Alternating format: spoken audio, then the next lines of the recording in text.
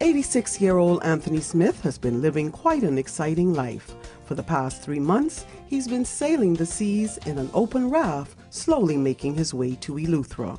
First of all, we set off from the Canary Islands. In 66 days, we then arrived at St. Martin Island, which is 700 miles away from here. I wasn't wanting to go there, although it was nice enough. I was wanting to come here to Eleuthera, where 2 British sailors arrived in 1940 after 70 days in an open boat.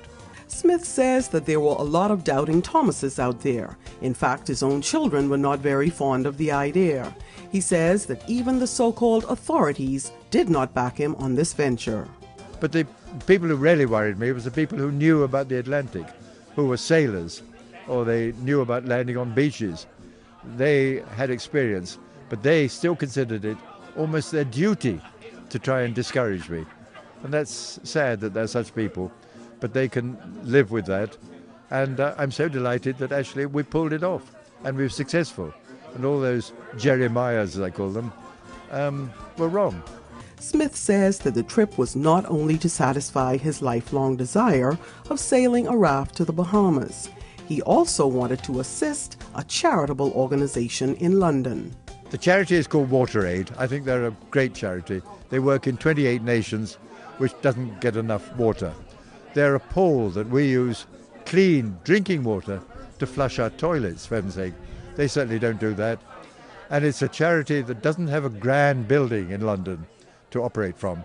It's on the wrong side of the tracks, as it were, not in a good place. I like that. It does great work, and although we're surrounded on the trip by seawater, it certainly makes you think of water, and any rain which comes down, of course, is immediately salt water. And just the whole idea of being surrounded by water made us think of water an awful lot. And we're trying to raise money for them, and we have WaterAid T-shirts from time to time, and we got a banner which talks about them. They're a great charity. Admittedly, the 948 million other charities, but that was the one we chose, and I'm very glad that we're raising money for them.